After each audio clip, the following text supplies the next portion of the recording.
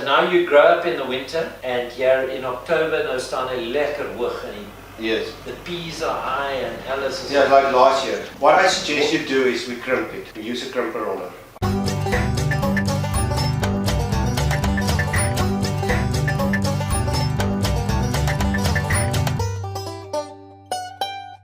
So now you grow up in the winter, and here in October nou staan hy lekker hoog en Yes. the peas are high and Alice is Yeah, like last year. Yes. Then what I suggest you do is we crimp it.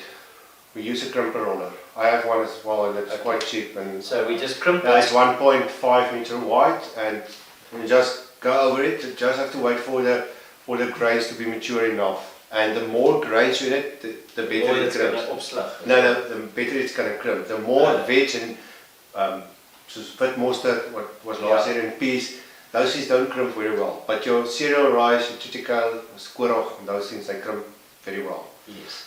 But you have to wait until it starts to mature, the milk, the seeds start turn milky, and so then a crimper works perfect. So when and is it's that? better. October or That September? will be by middle of October. Yeah. If you plant something like triticale or cereal rye, Yeah. if you go something like oats, I won't recommend oats. The more grains, the longer the soil is covered.